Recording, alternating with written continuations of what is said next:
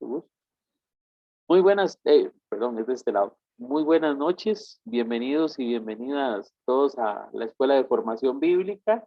Hoy en una lección muy bonita, continuando con el tema de los salmos. Los salmos siendo el instrumento de alabanza del pueblo de Dios. Entonces, hemos disfrutado mucho la semana pasada en una introducción con respecto a los elementos más históricos de los salmos, con respecto a su composición. Hoy vamos a entrar un poquito más a analizar los salmos un poquito más de cerca y también nos vamos a aproximar a las temáticas que, si Dios lo permite, la próxima semana ya con ejemplos vamos a profundizar en algunos de los salmos y propiamente en sus temáticas. Entonces, quisiera empezar invitándoles a hacer nuestra oración, pidiéndole a Dios que nos ayude, ¿verdad? Que nos bendiga hoy con la oración de San Benito. Entonces, como siempre, recuerden todos los miércoles, utilizando una oración de algún santo o de algún elemento bonito litúrgico. Pues bueno, en este caso la oración de San Benito, la cual les invito a hacer conmigo diciendo en el nombre del Padre, del Hijo y del Espíritu Santo. Amén. Santísimo confesor del Señor, Padre y jefe de los monjes, interceded por nuestra santidad, por nuestra salud del alma, cuerpo y mente. Destierra de nuestra vida, de nuestra casa, las acechanzas del maligno espíritu. Líbranos de funestas herejías, de malas lenguas y hechicerías. Pídele al Señor remedie nuestras necesidades espirituales y corporales. Pídele también por el progreso de la Santa Iglesia Católica y porque mi alma no muera en pecado mortal, para que así, confiado en tu poderosa intercesión, pueda algún día en el cielo cantar las eternas alabanzas. Amén. Amén. Jesús, María y José, os amo. Salvad vidas, naciones y almas. Amén. En el nombre del Padre, del Hijo y del Espíritu Santo. Amén. Les recuerdo, siempre queda en la presentación esas oraciones que son muy bonitas. De hecho, que esta de San Benito se remonta a una época que se llama la época monástica de los monacatos. Eso es que cuando la iglesia empieza a expandirse por el mundo en el siglo segundo, tercero, eh, más adelante, perdón, en el siglo cuarto, siglo quinto, en lo que llamamos la Edad Media Alta, al principio de la misma, empiezan los monjes a fundar lo que llamamos monasterios. Un monasterio era una especie de territorio, vamos a decirlo así, alejado de las ciudades, de los pueblos, usualmente buscando lugares serenos, lugares de paz para la meditación, para la oración, para acercarse a Dios. Los monasterios tenían su propio espacio para los sembradíos, para el crío de animales, de forma tal que era una especie de comunidad autónoma. Los que viven en los monasterios se les llaman monjes y el jefe del monasterio se le llama abad. Eh, San Benito, por cierto, a quien se le hace la oración al inicio, es un abad y conocido por su santidad. Incluso los salesianos en su espiritualidad tienen también elementos de la espiritualidad de San Benito, tanto así que en Costa Rica tenemos una casa de retiros que pertenece a la Inspectoría Salesiana de Centroamérica que se llama San Benito. Es una muy bonita casa en la que en ocasiones he tenido la oportunidad de hacer retiros. En el fondo, el monasterio se ha convertido en la actualidad en lugares de reposo para algunos sacerdotes y ancianos que requieren de un acompañamiento especial, siguen en otros casos siendo lugares para formación de monjes y monjas también, y también siguen siendo algunos todavía lugares de contemplación y de adoración a Jesús. Entonces, qué bonito, San Benito nos hace pensar en esos sacerdotes y religiosos que dan su vida todos los días por amor a nosotros, de rodillas, pidiendo a Dios, intercediendo por nosotros. Así que tengámoslo presente en nuestras oraciones. Vamos a ir propiamente al tema del día de hoy con un concepto que es el concepto de la poesía hebrea. Hemos dicho que los salmos no son himnos, no son cantos, tampoco solo poesía, sin embargo debe ubicarse dentro de este esquema, dentro de este género literario, si lo queremos decir de esa manera, porque es importante identificarlo así, porque algunos de los salmos, no todos, se comprometen o se relacionan propiamente con el género de poesía hebrea.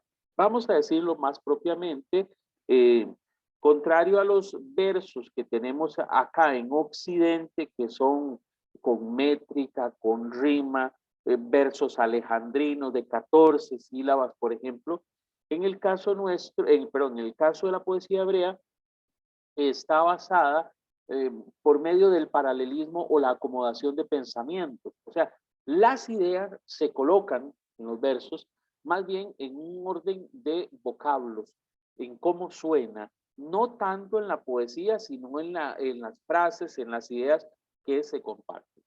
Vamos a hablar que existen dos tipos comunes de paralelismo, tres para ser exactos. El primero es paralelismo sinónimos, en donde la segunda estrofa repite la primera, produciendo un dístico o una copla, o sea, como una repetición. Tenemos los ejemplos en el libro de Job, lo tenemos también en el Salmo 2, verso 4, el cual quisiera aprovechar para leer como ejemplo. Les he dicho, no vamos a profundizar hoy en todas, pero sí vamos a tratar de iluminar nuestros salmos, como lo hicimos la semana pasada, con algunos ejemplos prácticos. Entonces, vamos a buscar muy bien el Salmo número 2. Listo, ya lo encontramos. Y dice en el verso número 4, el ejemplo. Dice, el que se sienta en los cielos se sonríe. El Señor se burla de ellos. Vamos a detenernos ahí. Es una reiteración. Se burla y se sonríe. Es una forma de sinónimo de viene siendo lo mismo, pero se repite, de modo que eso es lo que llamamos un paralelismo con sinónimo en la poesía hebrea que la caracteriza. Vamos ahora a un ejemplo del antitético, en el cual la segunda estrofa se presenta un pensamiento que contrasta o pretende enfatizar la primera. Vamos a ir al Salmo 34, en este caso, que es el ejemplo que nos aparece en el texto. Vamos a ver. 32, 33. Verso 10. Teme al Señor, pueblo de los santos, pues nada les falta a los que le temen. Los ricos se han quedado pobres y con hambre, pero a los que buscan al Señor, nada les falta. Qué bonito. Vamos a ver ahora, entre la primera y la segunda estrofa, estamos conscientes que dice, en la primera, los que temen al Señor o los santos no les falta nada. Pero en la segunda se nos dice algo diferente. Los ricos se han quedado pobres y con hambre, pero nos repite que los que buscan al Señor no les falta nada. Entonces nos dice, es como que yo les diga, estar contentos hoy como hijos de Dios es lo diferente a aquellos que están tristes porque se han alejado del Señor y por eso algunos reímos con el Señor, etcétera. Un ejemplo así. Es reforzando la idea de la primera estrofa con un elemento que viene siendo contrario, como la antítesis. Si hablamos de que los pobres van a estar felices, los ricos van a estar tristes. Entonces ahí es donde se hace ese contraste. Vamos a ver que me ha sonado algo por acá. Ok, todo bien.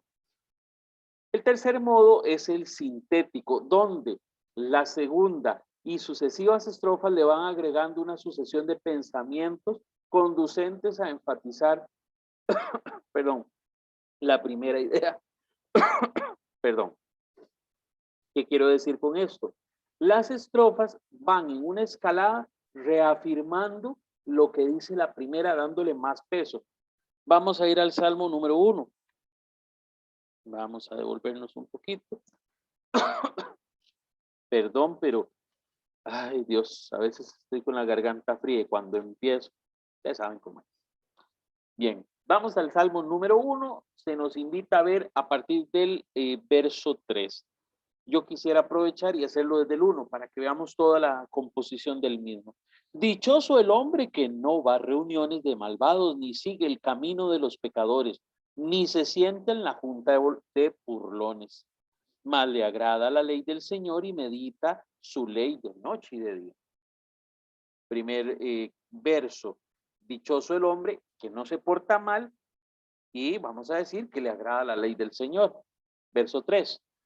Es como árbol plantado junto a un río que da fruto a su tiempo y tiene su follaje siempre verde. El que se apoya en la ley, ¿verdad? Verso 4. Perdón. Verso 3, parte 2. Todo lo que él hace le resulta. Verso 4. No sucede así con los impíos. Son como paja llevada por el viento. Nuevamente nos recuerda a los que están hablando primero los malvados, con los cuales no hay que reunirse. Y cierra en el verso 5 diciendo, no se mantendrán en el juicio los malvados, ni en la junta de los justos los pecadores, porque Dios cuida el camino de los justos y acaba con el sendero de los malos. Este es un ejemplo, yo diría, muy claro. Repite, redunda, buenos, malos. Vamos a ver esto en la Biblia en muchas partes, porque existe lo que llamamos una dualidad, el bien contra el mal. Y es muy común, incluso al leer a San Pablo, que nos habla de la carne y del espíritu, es un concepto mítico, es un concepto antiguo del bien contra el mal, no solamente propio de los hebreos o de nosotros los cristianos, sino que es un concepto antiquísimo, que nos refleja un poquito lo que es la lucha entre el bien y el mal, el bien contra el mal. Y sinteticémoslo con un ejemplo, ángeles contra demonios. Entonces, vamos a encontrar muchas de estas referencias y en el paralelismo sintético que hemos visto ahora, lo que nos dice es sí, que los malos están mal y los buenos están bien, y se repiten las diferentes historias. Vamos a continuar. Vamos a ver otros detalles que también ocurren en otras variantes de estas mismas formas básicas del pensamiento rítmico. Yo sé que esto se puso como clase de música y ustedes lo deben estar pensando. Vamos a decir, sí, es cierto, es un elemento. Recuerden que yo les he dicho que los salmos los cantan, los salmos se cantan y por ende tiene una rítmica, tiene ¿por qué no? Un acorde, y entonces por ende vamos a leer lo que es este apartado. Dice, aparte del paralelismo, que es el que hablábamos anteriormente, la poesía hebrea posee ritmo o golpes punzantes, 3 más 3. Los que saben de música y en ocasiones utilizan un metrónomo, que es un aparatito que produce un sonido constante, que lleva el tiempo. Y entonces permite que la persona que está tocando con algún instrumento no pierda el ritmo, porque el metrónomo le dice cuál es el tiempo que se sigue. El metrónomo se puede alterar y se le puede poner un tiempo más rápido. Y entonces eso permite tener una noción de cómo debe ir la canción. Es interesante. Igual nos sucede en los salmos, que también tienen esto. Bueno, aquí se cita siempre el libro de Job y de los proverbios, porque recuerden ustedes, habíamos dicho cuando hablamos de este género literario propiamente, que tiene muchos elementos correlacionados. Se nos habla de que está el lírico desde 2 más 2 o el de cantares, y que el quina, que es de 3 más 2, como en Lamentaciones, un ritmo, lo que se llama decadente, es que va de más a menos, de más a menos. Sé que suena clase de música, pero es importante que lo tengamos presente por lo que dice la última línea, leámoslo juntos. También la poesía hebrea es figurativa, rica en imaginación, símil, metáforas, hipérboles, personificaciones y aliteraciones. ¿Qué quiere decir eso? Que la poesía y propiamente los salmos hebreos que nosotros tenemos en nuestra Biblia tienen un conjunto de elementos. Entonces aquí recordamos los paralelismos sinónimos, antitético y sintético. Y además de eso tenemos que sumar los ritmos pulsantes de 3 más 3 o 2 más 2 o de 3 más 2. En otras palabras, es un conjunto de elementos literarios enriquecidos por la propia lengua, por el propio lenguaje del pueblo hebreo. Entonces vamos a encontrar exageraciones, hipérboles, Y yo les he dicho, no nos escandalicemos si leemos en un salmo que Dios se llenó de ira y castigó a los malvados, o que Dios maldice a los impíos, que podría ser que usted lea eso. Claro, usted y yo, como conocemos el Nuevo Testamento, recordamos que Jesús nos dijo, Dios no puede ser tentado, Él no piensa el mal ni siente malos deseos. Entonces, cuando nosotros leemos el Nuevo Testamento, nos damos cuenta que en el Antiguo Testamento lo que se destaca son esas características meramente humanas del autor sagrado, pretendiendo transmitirnos un mensaje que Dios ha puesto en su corazón. Recuerden, con su mentalidad, con su cosmología, con su lenguaje. Y los salmos no van a estar exentos de ello.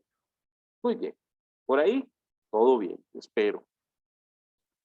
Vamos a ir al siguiente elemento. Bueno, es importante no solo quedarnos con los salmos como un instrumento de adoración hebrea y decir el pueblo judío le canta a Dios, habla con Dios todos los días por medio de los salmos, porque podríamos hacer de esta escuela de formación bíblica una escuela de culto judío, hebraico, y no lo es. Nosotros somos cristianos y creemos en Jesucristo, fundador del cristianismo, que nos mostró un camino. Sí, él como buen judío cumplió con la ley que le correspondía, pero nosotros entendemos que ese no es el camino que nosotros tenemos que seguir. De hecho, que aquí hago siempre una pausa por lo que viene, ¿verdad? Importante, yo conozco algunos grupos religiosos, ya que he dicho grupos religiosos, no he dicho iglesias, grupos religiosos que buscan hacer una especie de híbrido entre el cristianismo y el judaísmo.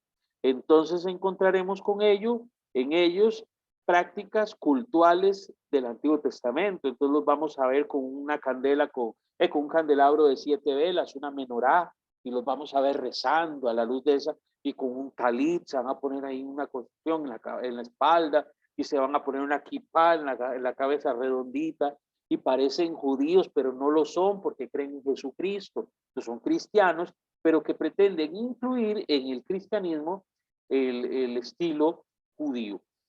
Hace un tiempo estuvo de moda, en los años 80 y 90, por ejemplo, había un músico muy famoso que tal vez ustedes escucharon que se llama Paul Wilbur.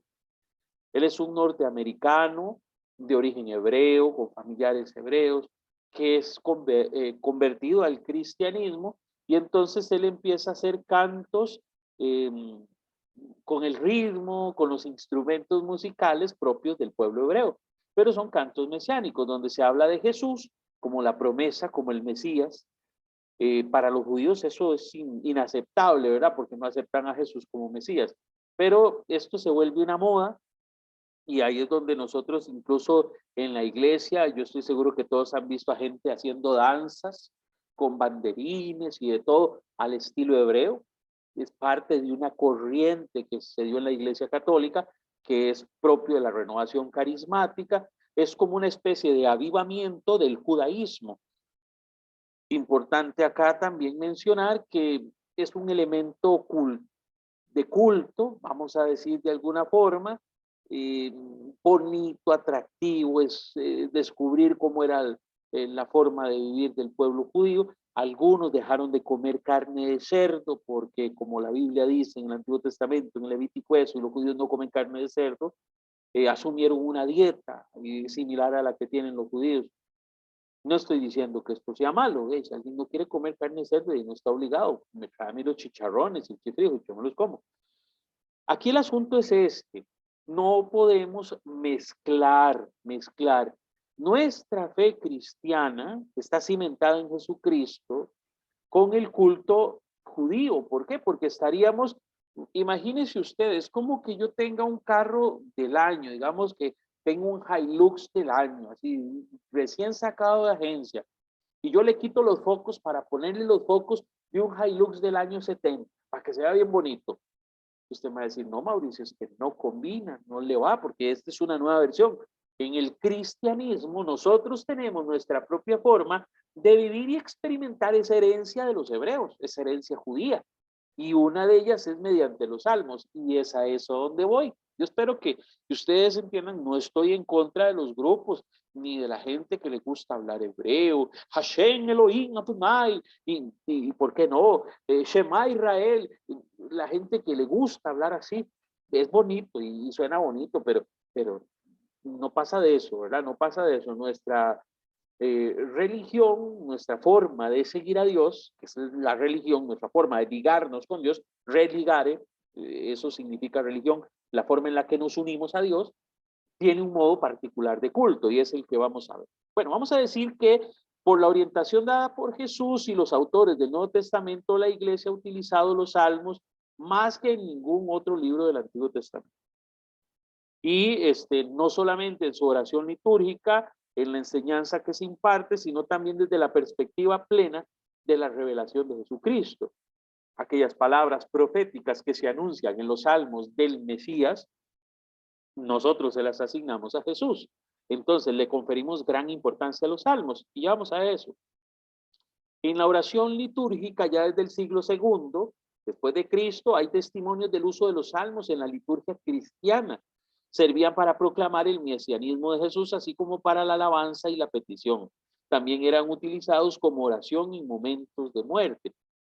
Es precisamente para lo que lo usaba el pueblo judío. Entonces los primeros cristianos del siglo segundo siguen utilizándolo. Y bueno, nosotros aquí vamos a decir, enriquece nuestra liturgia grandemente los salmos, porque son parte de nuestra propia práctica cultural o nuestra propia práctica religiosa.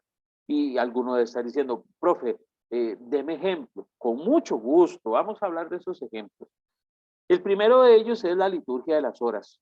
Después, unos 2 siglos después, siglo IV, siglo V, se hizo uso de los salmos por parte de los monjes como San Benito, que vivían en monasterios y llegaron a ser parte del rezo del oficio divino. Si alguno de ustedes ha tenido la oportunidad de hacer laudes completas, vísperas, maitines y demás, se dará cuenta que se basan propiamente en los salmos. Nuestros religiosos de hoy, por ejemplo, los salesianos se levantan temprano, los que están en edad de oficio, los que ya están muy viejitos en San José, si duermen un poquito más chiquitos se arrepolla más. Nosotros decimos, ellos se levantan y tienen primero los laudes, antes de ir a desayunar, se bañan, se alistan, van a la capilla y rezan los laudes, normalmente a las 5:30 de la mañana. Más o menos duran media hora, a las 6 están tomando su desayuno y a las 6:30 ya van de camino para hacer Don Bosco. Así es como nuestros salesianos religiosos y sacerdotes viven la experiencia de la liturgia de las horas en este elemento puntual. En la tarde también, en la noche también. Lo que pasa es que recordemos, por las diferentes acciones y compromisos de nuestros sacerdotes de hoy, no pueden estar en todos esos momentos de oración, como si lo haría un monje que vive en un monasterio y que está dedicado tiempo completo a adorar al Señor. Vamos a decir que todas esas expresiones y riqueza que tienen los salmos son las que se utilizan en la estructuración de estas oraciones de la liturgia de las horas.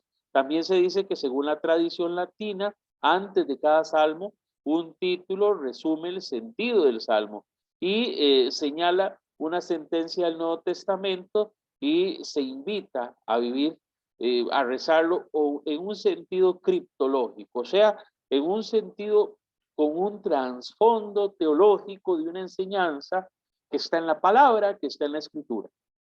Qué bonito. Entonces, yo diría que la liturgia de las horas es una experiencia espiritual enorme que se pasa durante todo el día, la noche, incluso la madrugada, de acercamiento a Dios y se basa en los salmos y en otros libros del Espíritu.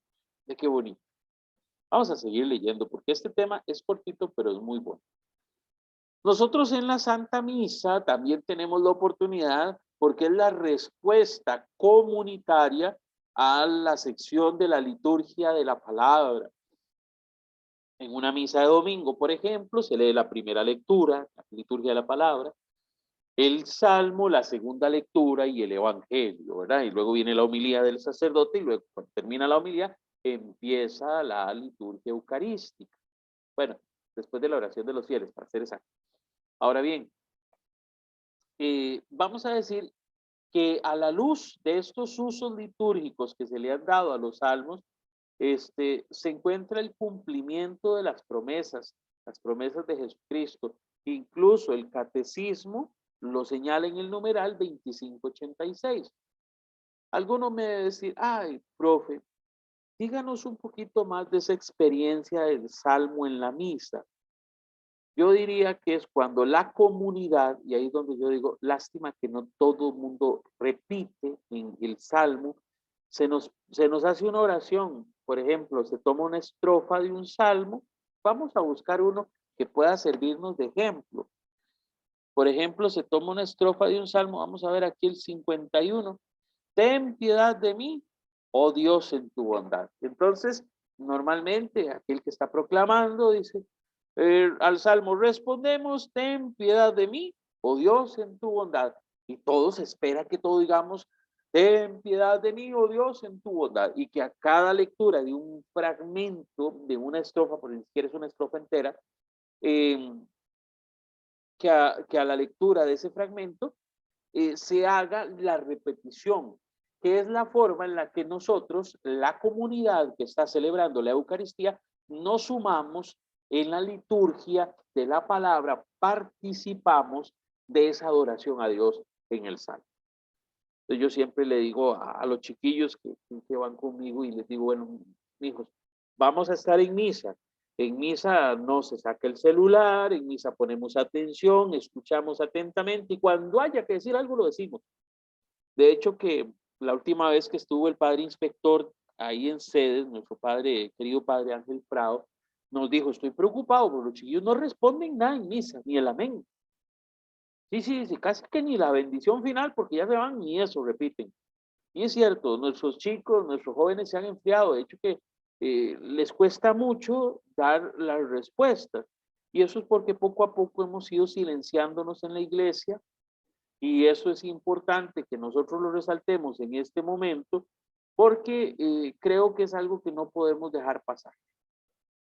Yo les invito que en la medida de lo posible compren el librito de la misa. Obviamente ya no es posible como antes, que uno llegaba y estaban ahí. Ahorita es más fácil comprar ¿cómo se llama? El misal, donde vienen todas las misas diarias, ¿verdad? Y darle un seguimiento a la liturgia. Yo recomendaría eso para acercar a nuestros hijos un poco a lo que es la vivencia litúrgica y la experiencia de la fe. Pero vamos a ser claros, en esto hay que todos poner de nuestra parte y nosotros incluso como adultos no sentir vergüenza de decir amén, de cantar, aunque cantemos feo, pero vienen con alegría, Señor. Usted entone el canto de entrada, el de comunión y el de salida, como si fuera Pavarotti, alégrese con el Señor. Yo sé que él, aunque se tape los oídos, no, mentira, él va a escuchar su canto, va a escuchar su canción con mucho amor. Eso es importante tenerlo presente y es parte de nuestro culto. Vamos a seguir. Nos quedan solamente 2 filminas de esta presentación. Yo quiero compartirles esta que es muy importante, que es la visión de los santos padres de la iglesia. Ay, profe, ¿quiénes son los santos padres? Los papas. Bueno, algunos son papas, pero algunos son maestros de la iglesia. San Jerónimo, estamos hablando de, ay señor, ya se me olvidaron algunos de esos nombres, si me los sabía de memoria, ya me estoy haciendo muy viejo. San Agustín, Santo Tomás, son algunos de nuestros padres, maestros de la iglesia, y nos dicen que entienden que los salmos hablan de Cristo siempre que en ellos aparece de una forma o de otra el nombre del Rey Mesías, e interpretan tipológicamente situaciones expresadas en los salmos como vividas por Jesucristo, o sea, acercan a Jesucristo al salmo o el salmo a Jesucristo. Otras veces escuchan en los salmos al mismo Cristo hablando, entendiendo que quien habla en ellos es el Espíritu Santo que se sirve de distintos autores para representar a Cristo. Yo digo, la gran riqueza que tiene el Salmo es que no todos son iguales, no todos son de alabanza, no todos son de súplica, no todos son de regaño, no todos son de... Tienen diferentes lenguajes, entonces podemos encontrar de diferentes formas referencias a Jesús. Por último, los santos padres desarrollaron asimismo la aplicación de los salmos a la vida cristiana, poniendo de relieve el camino espiritual y ético que van marcando al hombre. Uy, este es un punto que hay que defender un poquillo, ¿verdad? Soy puntual. Cuando nosotros hablamos en la iglesia del camino espiritual y ético, hablamos de moral cristiana.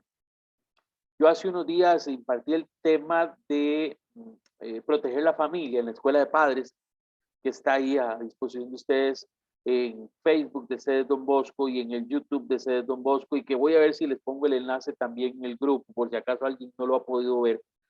Este tema es muy particular porque cimenta, pone las bases en el matrimonio entre hombre y mujer, el matrimonio natural y el matrimonio que es litúrgico o el matrimonio sacramental. Entonces, ¿de qué hablamos en esa enseñanza? Hablamos de que la base de una buena familia, la base de la familia es el matrimonio, la unión de los esposos, que se casan no por casualidad ni porque quieren estar juntos, se casan porque entienden que ese matrimonio es invitar a Cristo a su unión y que los compromisos que se viven en esa entrega hacen que sea un sacramento. Y bueno, yo mientras daba el tema, vean ustedes, y mientras lo preparaba decía, bueno, este es un lenguaje polémico incluso hoy en día, porque hablar del matrimonio en la actualidad bajo un modelo sacramental, para algunos grupos lo sienten ofensa o lo sienten ataque, ¿verdad? Yo les dije incluso ahí, y hago la referencia a los matrimonios que están en condición especial, que no por ser matrimonios de una persona divorciada y otro divorciado, o un divorciado y uno no divorciado, dejan de ser matrimonios y se casan, sí, claro, por lo civil, sí, también, o por otra iglesia. Sin embargo, se hace la observación de esa vivencia del matrimonio como experiencia de fe, como germen de familia. Y entonces ahí es donde yo decía, defender lo espiritual y lo ético hoy es un desafío, porque vienen los ideólogos y nos tratan de moralistas, nos tratan de, no sé, de cavernícolas, de que estamos pensando como el patriarcado bajo un libro antiguo, etcétera, etcétera, etcétera. Pero vale la pena mencionar esos detalles. Sin embargo, yo me tengo aquí a decir, nosotros como cristianos tenemos una fe muy rica, una fe hermosa y una escritura que la sustenta y debemos ser capaces de promulgarla, de anunciarla con toda transparencia, sin miedo. Claro, seamos claros, en el mundo se le han cerrado las puertas a muchas iglesias por decir la verdad del evangelio, porque para algunos países eso ya es ofensa. Hablar como nos habló Jesús ya es una ofensa para algunos países. Y yo ahí es donde digo, bueno, vamos en un proceso de lucha, en un proceso en el que debemos ir construyendo un mejor estilo de vida. Vamos a pasar a una última de las filminas que yo espero que la vean bien. Las letras son pequeñitas, pero bueno, la idea es que podamos contemplar en ellas la composición por capítulos. Este es el cierre de hoy, pero el inicio de la próxima semana. ¿Por qué? Porque entonces la otra semana ya vamos a entrar a estos 5 diferentes libros que la semana pasada vimos un video que nos hablaba un poquillo de ellos. Hoy voy a reiterarlo y ya la próxima semana entramos a cada uno de ellos. El primer libro, que está desde el capítulo 1 hasta el capítulo 41, son cánticos de oración redactados antes de Jesucristo. Y se cree que es el rey David el autor. Dijimos anteriormente que por lo menos de los 3 primeros. Los salmos no tienen al final de cada salmo que diga escrito por fulano de tal. No todos, algunos sí lo tienen. Por ejemplo, cuando nosotros vemos algunos salmos tienen encabezados y esos encabezados nos direccionan al autor. Sin embargo, no son todos. El segundo libro de los Salmos incluye algunos himnos de interés nacional. No piensen que es el himno Costa Rica, nada. Son aquellos himnos sagrados para el pueblo de Israel antes de Jesucristo, redactado por Ezequías o Josías.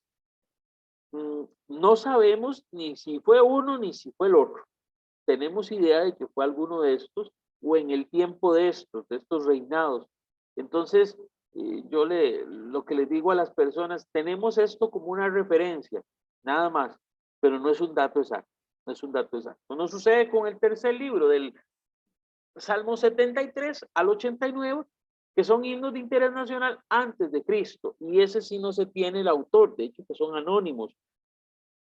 Igual, vamos a decir, el contenido del Salmo es suficiente, no nos hace falta saber quién es el autor, porque sabemos que son inspirados por Dios, sabemos que forman parte del culto hebreo, sabemos que fue heredado al cristianismo por el mismo Jesucristo, la iglesia primitiva. Entonces, bien, estamos bien con los salmos. El libro número 4, del 90 al 106, son himnos de alabanza, redactado en tiempos de la reconstrucción de Esdras y Nehemías, cerca del 430 a.C. Recordemos que venían de Babilonia, vienen a reconstruir y están contentos porque han sido liberados. Entonces ahí encontramos alabanza. Y por último, el quinto libro, que también es de alabanza, del Salmo 107 al 150. Anónimos, no sabemos quiénes son sus autores. Como les digo, algunos de los salmos tienen referencia a sus autores. Se dice que por lo menos 72 de ellos, casi la mitad, los